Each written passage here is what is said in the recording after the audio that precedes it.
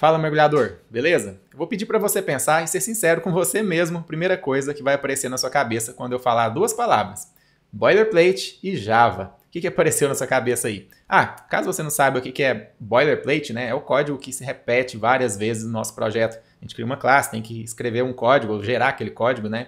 E aí você cria uma outra classe, de repente você tem que fazer exatamente a mesma coisa. Isso é o código boilerplate, código que repete demais sem agregar muito valor para o nosso projeto. Ele precisa estar ali, porém ele não agrega tanto valor assim. E aí, o que aparece para você então na sua cabeça quando você pensa em boilerplate e Java? Eu tenho quase certeza que apareceu métodos getters, setters, hashcode, equals, entre outros aí, né? Por que eu falo isso? Porque eu sei que realmente esses métodos precisam existir, porém é um código que fica poluindo ali, né, o nosso projeto, certo? Você abre a classe, fica aquele código poluindo, porque como eu disse, não agrega tanto valor, acaba que ele incomoda a gente um pouquinho, pelo menos para mim ele incomoda sim. O que você vai aprender nesse vídeo hoje é como, não vou dizer eliminar, porque a gente não pode eliminar esses métodos, mas como você pode enxugar o seu código de forma que ele para de te incomodar. Você não vai ter mais essa geração de código pela ferramenta. Você vai ter de uma outra forma através de uma ferramenta chamada Lombok. Já conhece Lombok ou não? Então, se não conhece, já está na hora de conhecer e você vai aprender nesse vídeo, porque o mercado, muita gente usa, tá? Tem gente que gosta, tem gente que prefere ainda continuar gerando os métodos e tá tudo bem, mas Lombok é uma ferramenta muito legal e muito simples para a gente enxugar o nosso código e reduzir bastante o código boilerplate. Então vamos lá, mas antes eu queria te pedir para curtir esse vídeo, se inscrever no nosso canal se você ainda não está inscrito, ativar o sininho e, claro, compartilhar esse vídeo com seus amigos programadores Java, beleza? Então vamos lá, para ficar claro qual o problema que a gente vai resolver, eu tenho um projeto aqui, que já está pronto, vou abrir a classe cliente. Projeto muito simples, que usa JPA, usa Spring Boot e algumas outras tecnologias, mas esse não é o caso, isso, mesmo que você não conheça essas tecnologias, não vai ter nenhum problema para você entender como funciona o Lombok, tá?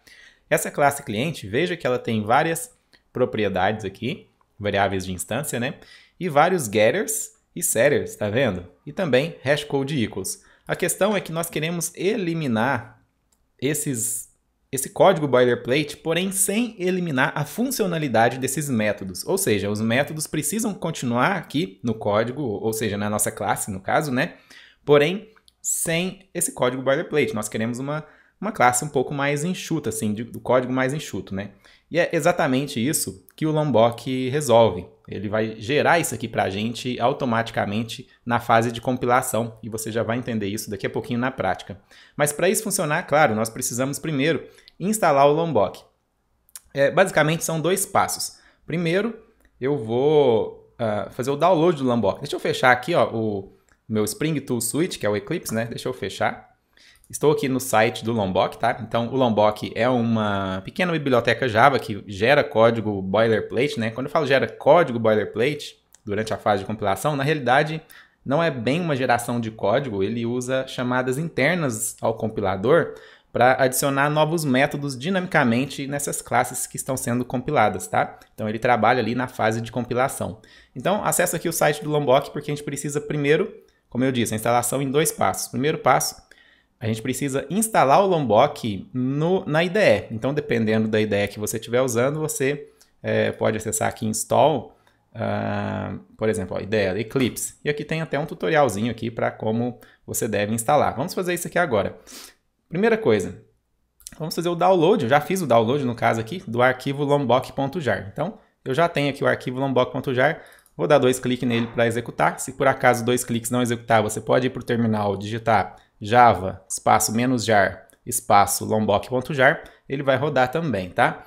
Aqui, dependendo do sistema operacional, como eu uso o Mac OS aqui, por algum motivo ele não encontra o meu Eclipse, a instalação do meu Eclipse. Tá tudo bem, ele está tentando me ajudar aqui, ele não encontrou a instalação, pode ser que para você ele encontre a instalação do seu Eclipse e já mostre aqui na lista de IDEs para você selecionar e instalar. No meu caso, como ele não encontrou, eu vou clicar aqui em Specify Location para encontrar a instalação do meu Eclipse. No caso aqui eu uso o STS. Então, veja, Spring Tool Suite 4, Contents, Eclipse, já estou nessa pasta Eclipse aqui, e vou encontrar o arquivo Spring Tool Suite 4 ini.ini. Então, independente do sistema operacional que você estiver usando, encontre esse arquivo .ini, que é o que você deve clicar aqui em Open, tá? Lembrando, ele pode já ter encontrado para você e vai aparecer uma listinha aqui, você deixa marcado e clica em Install Update. Beleza, muito rápido, já está instalado, posso dar o sair e agora iniciar a nossa IDE novamente. Nesse momento a gente já tem então o Spring Tool Suite, pode ser o Eclipse também, ou qualquer outra IDE que ele suporte, tá? Com o Lombok instalado. Agora, o segundo passo é a gente adicionar o Lombok no nosso projeto. Eu tenho dois projetos aqui para te mostrar de duas formas, tá? Esse primeiro projeto, CRM API aqui, na verdade ele praticamente não tem código nenhum. Ele é um projeto Maven tradicional, não é um projeto Spring. Então imagina que você tem um projeto Maven tradicional, você quer adicionar o Lombok nele, né? Porque a IDE já está suportando o Lombok. Agora o projeto precisa também ter a biblioteca do Lombok, porque ele tem algumas anotações. Inclusive, deixa eu te mostrar já agora algumas anotações. Ó, aqui em Lombok Features Stable. Veja aqui, ó. Por exemplo, se a gente quiser gerar getters e setters, tá vendo? Tem anotação @getter, @setter, tá vendo? Aqui ele mostra como que usa. Ó. Então, para ele gerar as instruções, né, os métodos getters e setters, é só usar as anotações. Porém, como eu estava dizendo, para a gente usar essas anotações, a gente precisa da dependência aqui, ó, porque elas não existem. Ó. As anotações não existem. Então, nós precisamos adicionar essa dependência. Eu vou acessar aqui o menu Install Maven, que é o Build Tools, Maven, e ele já mostra aqui um trecho de código para a gente copiar as dependências e colar aqui no POM.xml. Então, a gente está usando o Maven, né? Vou colocar aqui no POM.xml. Eu sei que a última versão não é 16, é a 18 na data que eu gravo esse vídeo. Então, já vou alterar para 18. Como que eu sei disso? Porque aqui no download ele mostra aqui a versão 18, então já altero para 18 para usar a última versão, tá? Beleza. Já temos aqui, então, num projeto Maven tradicional, a biblioteca do Lombok. É o segundo passo concluído. E agora nós temos aqui, por exemplo, aqui a anotação getter, que gera um método getID, por exemplo. Como eu notei o ID, inclusive eu posso dar um Ctrl-O ou Command-O, dependendo do sistema operacional que você está usando. A gente consegue ver aqui que o getID foi gerado, o método getID, tá vendo? Beleza, está instalado aqui, mas deixa eu te mostrar agora a instalação em outro projeto, que é o que a gente vai continuar aqui durante a aula, esse OSWorks API aqui, é um projeto Spring Boot, já tem mais classes aqui. De novo, você não precisa entender o que está acontecendo aqui nesse projeto, esse código, isso aqui foi usado num curso de Spring REST que eu ministrei, tá? Mas, enfim, vamos lá. Eu quero adicionar o Lombok nesse projeto aqui. Eu vou clicar com o botão direito, porque eu estou usando o Spring Tool Suite, né? Vou clicar aqui em Spring, Add Starter. Então, se você usa o Spring Boot, você pode vir aqui no Starter, no Add Starter, né? E localizar aqui Lombok. Porque o Spring Boot ele já tem essa integração com o Lombok, tá? Então, eu seleciono aqui, ó, Lombok, digitei aqui Lombok para encontrar na listinha, Lombok. Next, vou clicar aqui no .xml para ele alterar o arquivo .xml, Finish. Beleza, ele já adicionou aqui para mim no .xml as dependências, a dependência no caso, né, do Lombok, tá? Então é outra forma, caso você esteja usando o Spring. No final das contas, você vai precisar seguir esses dois passos. Instala o Lombok na sua IDE e depois adiciona a dependência do Lombok no seu projeto, beleza? Então vamos lá, continuando aqui. Nesse projeto OSWorks API, vamos abrir a classe cliente. E nós não queremos mais esses códigos, esse código aqui, boilerplate, getters, setters, né, hashcode equals. Então, eu vou excluir todo esse código aqui. Claro que as propriedades continuam aqui. Aqui nós temos anotações de mapeamento objeto relacional, do JPA, né? Temos também anotações do Bean Validations, mas só para você ficar mais situado o que está acontecendo aqui, mas não precisa, de novo, entender isso, tá? Só para você não estranhar esse código caso você seja iniciante ainda. O que nós vamos fazer aqui, então, imagina que eu quero gerar os métodos getters e setters do ID. Ao invés de gerar esse código, porque pelo Eclipse, se você não sabe, você pode clicar com o botão direito, todas as ideias praticamente têm isso, né? Você pode gerar aqui, ó, getters e setters, selecionar a propriedade, gerar, né? Mas não é isso que a gente quer. A gente quer pelas anotações do Lombok. Então, o que eu vou fazer aqui, ó, no ID, é anotar com setter Vou importar. Veja que a importação é do lombok.setter, tá vendo? Do pacote Lombok.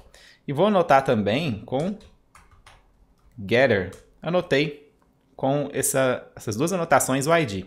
Então agora, se eu digitar aqui Command O, para a gente fazer um outline, ou seja, para a gente ver a estrutura da classe, a gente pode ver que a gente tem um getID e o setID. Se eu comentar aqui o setter e fizer de novo um Command O ou Ctrl O, a gente só tem um getID, porque eu comentei o setter, tá vendo? Então, na realidade, ele está gerando automaticamente esses métodos depois que a gente anota a propriedade. Então, para cada propriedade que a gente quiser um setter ou um getter, é só a gente anotar ela de acordo da mesma forma que a gente fez aqui, né? Mas talvez você vai querer gerar getters e setters para todas as propriedades. Então, para você não ter que ficar fazendo isso um a um, assim, várias vezes, né? Eu vou dar um Ctrl Z aqui, vou apagar isso aqui e vou colocar no nível da classe. Getter, eu posso também anotar a própria classe e quando eu faço isso, ele gera os getters e setters para todas as propriedades que eu tenho aqui, né? Então agora, se eu fizer um Command O ou Ctrl O, nós podemos ver aqui na estrutura da classe que temos vários métodos getters, vários métodos setters, graças a essas duas anotações que a gente colocou apenas na classe. Gerou para todas as propriedades. Se tiver alguma propriedade final, ou seja, que não pode ser atribuído um novo valor, aí ele não vai gerar o setter, logicamente, porque não faz sentido, né? Agora vamos criar uma classe para testar aqui. Vou criar aqui nesse pacote OS Works mesmo, vou chamar essa classe de teste mesmo. Se eu falo testar, é só mesmo, quero criar uma classe para a gente instanciar um cliente, né? Para você realmente ver que existem os métodos setters, os getters lá, né? Então eu vou criar aqui cliente, vamos instanciar um novo cliente. Olha só, set nome, tá vendo? Então se eu tirar aqui o setter, vou comentar o setter, cliente, ponto, não tem o set mais, agora só tem os get. Tá? Então vou voltar ao setter. Vamos atribuir algumas coisas aqui. setID primeiro. Cliente set nome. Chamar de João. Set e-mail. Cliente set telefone. Beleza. Vou dar um print aqui, porque daqui a pouquinho vai ser importante também para a gente fazer um outro teste. Vamos lá.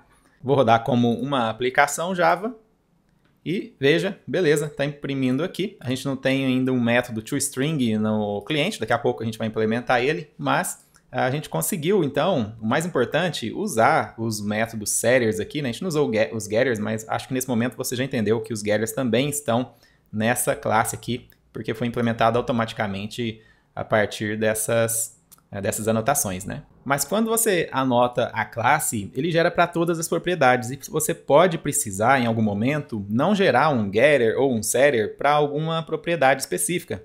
Às vezes você quer, e você precisa, na verdade, às vezes, proteger alguma propriedade de leitura ou até mesmo de alteração. Por exemplo, o saldo de uma conta corrente. Geralmente você não tem um set saldo, né? Você tem transações que vão afetando esse saldo da conta corrente. Então, nesse caso, você não teria, por exemplo, um set saldo.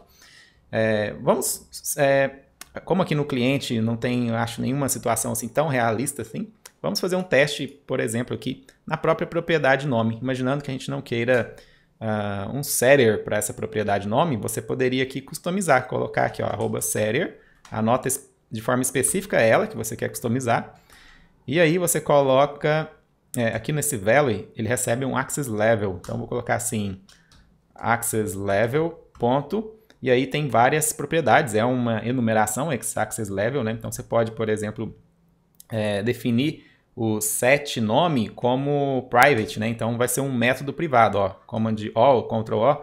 Veja que o set nome, ele fica com esse quadradinho vermelho, que significa que é um método privado. Eu não consigo, então, se eu salvar aqui, eu não consigo acessar ele, já que é um método privado, né? Ou, ao invés de ser um método privado, eu posso dizer none. Quando eu falo none, eu estou dizendo que ele não vai nem gerar o método. Então, não vai nem gerar agora o set nome, tá vendo? Eu tenho o get nome aqui, mas eu não tenho mais o set nome. Então, você pode customizar tanto o nível de acesso, né? Private, entre outros, ou colocar none também, porque aí ele nem gera esse método para você. Então vou excluir essa linha aqui. Inclusive, você poderia fazer a mesma coisa com o getter também, tá? Você nem precisaria desse velo também, poderia passar assim access level, porque o velo já é a propriedade padrão, né? Mas deixa eu excluir. Agora, voltou a funcionar, beleza? Como você viu, quando a gente imprime um objeto cliente, aparece dessa forma maluca aqui, a gente não consegue ver exatamente o que tem dentro desse cliente. Para a gente ver isso, aqui quando faz o print, nós precisamos implementar o toString, né? Ao invés de implementar na mão, nós podemos também usar uma anotação do Lombok chamada toString. Olha só, apenas isso. E agora, se a gente rodar novamente, veja que nós temos então as informações dentro do objeto que nós estamos imprimindo. Então, todas as propriedades, inclusive, né? ID, nome, e-mail, telefone, todas as propriedades. Mas pode existir alguma situação onde você precisa excluir alguma propriedade desse objeto. Ou por questão de segurança, de repente você não quer que essa propriedade vá para o log, ou talvez por questão mesmo de performance, de repente tem alguma propriedade, quando ela é carregada, ela ativa um carregamento tardio, né? O lazy loading, alguma coisa assim. Enfim, podem ter alguns motivos de você querer excluir uma propriedade do toString. E tem como fazer isso também. Por exemplo, vamos imaginar que a gente queira excluir a propriedade ID, que está sendo impressa aqui, certo? Então, a gente pode anotar com toString.exclude, tá vendo? Ó? É uma anotação que está dentro do toString. Então, @toString.exclude, nós estamos dizendo, implemente esse toString, né, que aqui está dizendo para implementar o toString, porém, exclua a propriedade do ID que eu estou anotando aqui. Então, vou rodar novamente, vai ver que o ID vai sumir do print. Olha só, agora sumiu, só está com nome, e-mail e telefone. Muito legal, né? Bom, então você anota com o toString e exclui o que você não quer. Ou você pode dizer, aqui no toString tem uma propriedade only explicitly included, ou seja, apenas o que a gente incluir de forma explícita vai ser implementado no toString. Claro que nós temos que colocar true, né? Então, deixa eu excluir esse toString exclude aqui agora. Only explicitly included. Vamos executar novamente. Veja que imprimiu aqui cliente sem nenhuma propriedade, porque nós falamos que só é para ser considerado no toString propriedades que a gente incluir de forma explícita, né? Vamos fazer isso então. Pegar aqui, por exemplo, o ID, toString. Aí eu uso não o exclude agora, mas o include, porque eu estou dizendo, eu quero incluir o ID. Vou colocar o nome também. Então, nesse momento, apenas o que a gente especificar que a gente quer incluir é o que vai ser levado em consideração para a implementação do toString. É uma outra forma de trabalhar. Vou executar, tá vendo? Apenas o ID e o nome e as outras propriedades foram desconsideradas, e-mail e telefone, na implementação do toString. Legal, né? Deixa eu excluir aqui esses toString include, vou deixar aqui o padrão mesmo, toString, para nosso código ficar mais fácil, a gente não confundir as outras anotações que eu ainda vou te ensinar, tá? Uma próxima anotação que a gente vai usar é para gerar os métodos equals e hashcode, né? Também temos a geração aqui pelo Eclipse, na verdade quase todas as ideias devem ter isso já, hashcode and equals, porém gera um código muito grande, né? Um código boilerplate também. Então vamos usar a anotação equals and hashcode, beleza? Então é uma única anotação para gerar esses dois métodos equals e hashcode. E já está gerado. Agora, se eu der uma olhada aqui no outline, né, na estrutura da classe, veja que nós temos aqui o equals, temos também já o método hashcode. Na verdade, o equals ele sempre existe, né, porque ele vem da classe object, porém aqui nós estamos implementando o nosso equals da nossa classe, né. Bom, qual que é o teste que nós vamos fazer aqui? Deixa eu renomear isso aqui para cliente 1. Vou renomear para cliente 1 e deixa eu comentar isso aqui. E vou colocar aqui um outro cliente 2. Vamos chamar isso aqui de cliente 2. Beleza? E vamos fazer o cliente 1.equals cliente 2. Queremos saber se um cliente é igual ao cliente 2, tá? Se você ainda não conhece sobre os métodos equals e hashcode, eu recomendo que você dê uma procurada no nosso canal do YouTube. Se não me engano, tem um vídeo sobre isso, mas com certeza no nosso blog tem um artigo sobre isso também, tá? Então você pode entender melhor, porque aqui eu não vou explicar o conceito, como funciona o método equals e hashcode. Eu já espero que você conheça isso. Estou aqui apenas apresentando a funcionalidade do Lombok para gerar esse código, para gerar, na verdade, a implementação do equals e hashcode, né? Então, eu vou fazer o equals aqui, cliente 1, se eu quero saber se ele é igual ao cliente 2, vamos rodar, deu true. Mas veja que interessante, se eu colocar aqui João 2, mudar qualquer coisinha aqui, ou no nome, ou no e-mail, qualquer coisa, ele já fala que é false, que não é o mesmo cliente, né? Porque agora tem dados diferentes.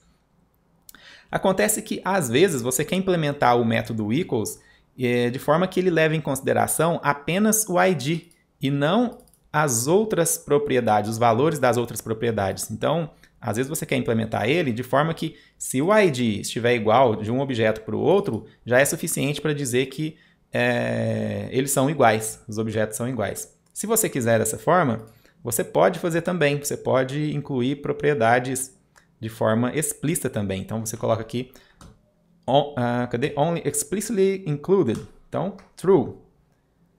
E aí você está dizendo que apenas as propriedades explícitas, né, que você incluir, vão ser consideradas. E aqui você coloca no ID equals and hashcode.include. Você também pode usar aquela estratégia de excluir, tá? Igual eu te mostrei no toString, mas aqui nós vamos fazer direto já apenas a propriedade que eu quero incluir. No caso, apenas o ID. Então veja que mesmo agora os nomes estando diferentes aqui, né? Porém, como os códigos, os IDs estão iguais, vai retornar true. Tá vendo que legal? Claro que agora se eu mudar o ID, ele vai retornar false, porque é o ID que é a propriedade que a gente incluiu de forma explícita para a implementação do equals e hashcode. Agora vamos dar uma olhada aqui nos construtores. Essa classe aqui não tinha nenhum construtor além do construtor implícito, né, o construtor padrão, mas se a gente quisesse gerar construtor, por exemplo, por aqui pelo Eclipse, a gente consegue gerar construtor usando as propriedades, né? Imagina que a gente quer gerar um construtor com todas as propriedades dessa forma assim. É um código boilerplate que cria um ruído aqui, dá uma atrapalhada na legibilidade aqui do código, né? Mas a gente tem também a anotação para isso. Nós podemos, algumas inclusive, para construtor. Vamos começar aqui pela anotação all args constructor. Então ela faz exatamente o que ela diz. Um construtor para todos os argumentos, né? Com todos os argumentos. Então todas as propriedades aqui, elas vão ser usadas para criar um construtor. Vamos dar uma olhada aqui? Veja, cliente recebe um long, uma string, uma string, uma string.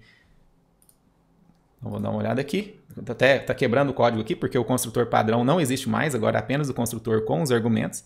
Dá um Ctrl espaço aqui para você ver que a gente tem aqui o construtor que recebe o ID, o nome, o e-mail e o telefone. Então agora, se a gente quiser instanciar um cliente, nós precisamos passar sempre essas propriedades, senão a gente não consegue instanciar um novo cliente. Mas se você quiser também o construtor sem argumentos, você pode. Claro que você poderia implementar aqui, não tem problema algum você ter um construtor gerado aqui pela anotação e você implementar o seu próprio aqui, não tem problema. Mas a gente tem a anotação no args constructor, ou seja, ele vai criar um construtor sem nenhum argumento. E aí volta a funcionar, porque agora nós temos o construtor sem argumento e temos também o construtor com os argumentos que são as propriedades das variáveis de instância, né, dessa classe. Uma terceira anotação para construtor é o required args constructor, ou seja, ele vai criar aqui um construtor apenas com os argumentos obrigatórios, apenas com as propriedades obrigatórias. Então pensa assim, que nessa classe cliente, sempre que eu instanciar uma classe cliente, imagine que o ID sempre é obrigatório, por exemplo. Então a gente pode dizer que vai ter um construtor que recebe um ID como argumento, já que ele é obrigatório. Não é o caso aqui ainda, a gente não disse que ele é obrigatório, tá? Mas só para você ver, inclusive quando a gente coloca aqui, ele começa a dar conflito com a noArgs constructor. Por quê? Porque nós não especificamos aqui na nossa classe quais são as propriedades obrigatórias, ou seja, as propriedades que não podem receber um valor nulo, né? Ou non-null, que é o que eles chamam, né?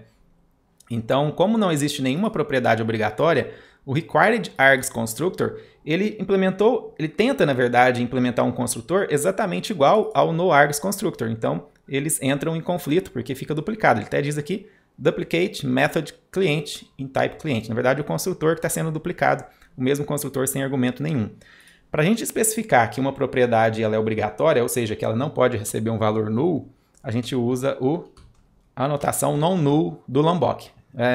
Se você conhece, por exemplo, se você conhece aqui Bean Validation, existe a notação not null. Não tem nada a ver com essa notação, tá? É o non-null do Lombok.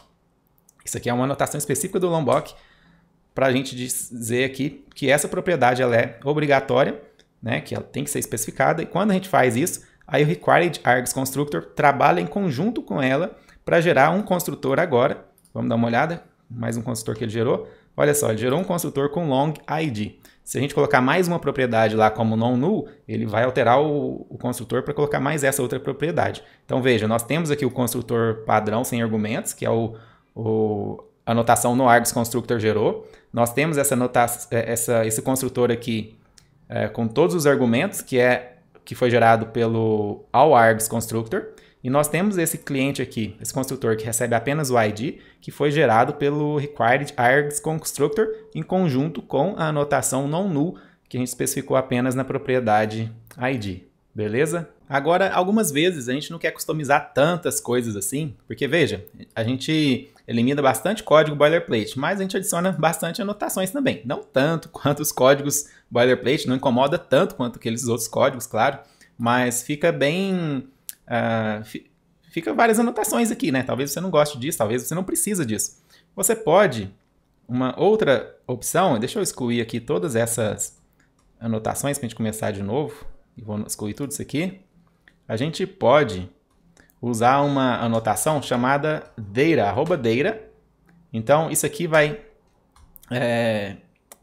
essa anotação aqui, ela é um atalho, tá? Então, ela vai incluir, na verdade, o toString, o equals no hashcode, o getter, o setter e um required args constructor. Então pensa no data, anotação data, como um atalho para todas essas anotações que eu te falei. toString, equals and hashcode, getter, setter e required args constructor. É isso que nós estamos fazendo quando adicionamos aqui a anotação data. Se a gente olhar aqui, ó, o outline da nossa classe, a estrutura, veja que tem aqui todos os getters e setters, tem hashcode, tem o toString, tem o equals, que mais? Tem um construtor, no caso aqui um construtor padrão sem argumentos, apesar que o data inclui o required args constructor, né? Mas por que está sem argumentos? Porque a gente não adicionou non-null, né? Então se eu colocar aqui non-null no id, por exemplo, aí a gente começa a ter um construtor que recebe um long, tá vendo? Que no caso aqui é o próprio ID do cliente, certo? E o legal é que você pode customizar as coisas aqui normalmente. Você pode adicionar o @data e pode customizar, por exemplo, alterar o access level de um setter, né, para dizer que em uma determinada propriedade não tem um setter, igual eu já te mostrei, né, @setter e especificando um access level. Você pode incluir de forma explícita propriedades para o equals e hashcode também. Então, não é que você está usando o data, você não pode usar as outras anotações. Você pode sim, para customizar também, tá? E uma outra anotação que eu gosto muito é a anotação builder. Antes, deixa eu só tirar esse non-null aqui para ele voltar para o construtor padrão e voltar a compilar nosso código. Eu gosto dessa anotação builder também. Vou anotar a classe com builder do Lombok também. Essa anotação, o que ela faz? Ela gera um código seguindo o padrão de projeto builder. Não sei se você já conhece esse padrão de projeto builder. Sinceramente, eu não me lembro se a gente tem um vídeo sobre o padrão de projeto builder no nosso canal, mas você pode pesquisar. Mas ela vai gerar, então, esse padrão de projeto builder, que é basicamente quando a gente precisa instanciar um objeto de uma classe, ao invés de instanciar o objeto e depois atribuir as propriedades com setters, assim, a gente faz de uma forma mais, vamos dizer, mais fluente, é mais interessante. Para instanciação de objetos ajuda muito. E o padrão de projeto builder, não é nenhuma invenção do Lombok, tá? Existe um padrão de projeto chamado builder, e quando a gente anota a classe com builder, ela vai criar um método, né, para a gente construir, no caso aqui, um cliente usando esse padrão de projeto. Então, agora, ao invés de instanciar o new cliente, depois fazer esses sets aqui, né, nós vamos usar o builder. Vou fazer da seguinte forma. Deixa eu remover esse código aqui. Na verdade, deixa eu comentar tudo isso aqui. Vou chamar assim, ó, cliente1, cliente. Aí nós não vamos usar a instrução new, só colocamos cliente e existe um método estático aqui agora chamado builder. Ele que criou esse método pra gente, tá? Esse builder. Fazemos o builder e aí vou continuar na linha de baixo aqui para ficar de uma forma mais legível, tá? .id, geralmente quando a gente usa o padrão builder, a gente deixa as coisas mais legíveis, porque justamente a gente quer isso com esse padrão, né? Então, veja, ele criou um método ID. Na verdade, não sei se você percebeu, mas ele criou uma classe chamada cliente builder, tá? Ele criou uma classe aí, vamos dizer, intermediária aí, que é um construtor de cliente. Então, quando a gente faz um cliente.builder, ele retorna uma instância de cliente builder. Aí a gente vai dizer para esse cliente builder quais são as propriedades que nós queremos atribuir e lá no final, depois de atribuir tudo isso, nós vamos falar, beleza, agora já montei o que eu quero construir, agora construa para mim um cliente. Vai ser desse jeito, olha só. Então, vou colocar aqui código 1, nome João, e-mail joão@algaworks.com e o telefone, você coloca as propriedades se você quiser, claro. Tem propriedades que não são obrigatórias, você não precisa colocar, tá? Mas eu vou colocar todas aqui. Aí sim, no final, como eu disse, depois que você preparou o seu builder, disse para ele o que você quer construir, agora sim você faz o ponto build. Ou seja, o ponto build é um método da classe cliente builder que te retorna um cliente. Então ele vai construir um cliente para você, certo? Então isso aqui constrói um cliente da mesma forma que a gente fazia antes, porém de uma forma mais fluente, né? Olha só, se eu pegar aqui, vou imprimir o cliente, vou rodar, veja, tem um cliente aqui instanciado normalmente. Então é muito legal essa notação builder que ela implementa isso para a gente também, né? Usando esse padrão de projeto. Deixa eu mostrar para você também, aqui no ordem serviço, eu vou colocar aqui um builder também. Vai ser uma situação, é o mesmo padrão, mesma notação, porém uma situação um pouco diferente que é interessante você saber. Aqui, beleza, ele já criou então o builder na ordem de serviço. Porém, veja que na ordem de serviço a gente tem aqui comentários. Comentários é uma lista, né? É um list, certo? Então, vamos tentar usar aqui. Deixa eu comentar todo esse código aqui. Agora nós vamos focar na ordem de serviço para você entender. Ordem serviço.builder. Eu posso colocar aqui, por exemplo, a descrição, reparo de notebook. Aí vamos supor, quero adicionar um comentário. Não é um comentário. Você atribui aqui uma lista de comentários. Ficaria mais burocrático você ter que passar uma lista. Vamos imaginar que você quer adicionar um único comentário aqui, né? Você teria que instanciar uma lista. Não, mas eu quero adicionar só um comentário nessa ordem de serviço. Não, mas você tem que adicionar uma lista, que é o que ele te pede. Aí tem uma outra notação interessante, que é para você singularizar a lista. Ou seja, para você fazer uma configuração aqui para poder adicionar comentário por comentário um a um também. Então, vou colocar aqui @singular, também é do Lombok essa anotação, @singular. E agora, veja que ele criou, que antes não tinha, esse método comentário. Tá vendo? Comentário. Então, eu posso adicionar um comentário. Eu não vou atribuir nada para o comentário, tá? Inclusive, o comentário você poderia colocar o builder também nele, porque aí você poderia fazer uma instanciação do comentário usando um builder aqui dentro, se você quisesse. Mas só para você entender, o singular, ele singularizou, então vamos dizer assim, né? Traduzindo, os comentários, que é uma lista de comentários, para você adicionar assim. E aí você pode, inclusive, adicionar vários. Ó. Cada comentário que você adiciona, cada método que você chama aqui, passando uma nova instância, é um novo objeto que ele vai ser adicionado nessa lista aqui, certo? E aí, no final, você faz o build. Beleza? Então, só para você entender, eu não vou nem dar o print aqui, foi mais para você entender. Uma coisa interessante também, que esse singular aqui, você pode passar no value, na propriedade value, ou seja, a propriedade padrão, você pode passar aqui qual que é a palavra que no singular. Até porque, se você tiver um nome de propriedade aqui, que o Lombok não consegue transformar isso no singular, e ele usa inglês, né? No caso aqui, ele conseguiu tirar o O, então ele ficou comentário. O S. Ele conseguiu tirar o S e ficou comentário. Mas algumas palavras não é tão simples assim para colocar no singular, né? E ele vai dar um conflito aqui, ele vai dar um erro, tá? Vai aparecer vermelhinho aqui que está dando um erro. E aí você pode especificar aqui no value do singular o nome no singular. Por exemplo, vou até adicionar aqui outra coisa bem diferente, adicionar comentário. Então, é esse o método que ele vai usar. Ó. Então, agora o comentário não existe mais e nós temos que usar o adicionar comentário. Tá vendo que legal? Então, beleza. Deixa eu excluir esse código aqui. E agora, Vamos falar de login, né? A gente tem várias bibliotecas para fazer login, né? Temos várias aí. Então, existem algumas bibliotecas ou APIs de log, né? Tem o Commons Log, tem SL4j, Log4j, tem a própria API de log do Java e tem várias outras. Por exemplo, se eu quisesse usar o SL4j, que inclusive já tem nesse projeto aqui, o que eu faria? Eu criaria aqui uma variável estática final do tipo logger. Aí o tipo logger aqui eu vou pegar do SL4j, que aqui ó, org SL4j, tá? E vou chamar ela de log. E chamo aqui ó, logger factory.getLogger test.class. Dependendo da biblioteca que você está usando, isso aqui pode mudar levemente. Geralmente não muda tanto, mas um pouquinho talvez mude dependendo da biblioteca de login que você está usando. Esse não é o foco aqui da aula, tá? Eu quero te mostrar porque a gente vai chegar em uma nova notação do Lombok que ajuda a gente a reduzir esse código aqui. Então, beleza, eu faço isso e aqui eu faço ó, um log info, por exemplo, teste. Tá? Não tem nenhum print aqui mais, ok? Log info teste. Veja que ele imprimiu aqui no console, mas no formato do log, tá vendo? Ó, com a hora, um método, info, o nome da classe, teste. Legal? Beleza.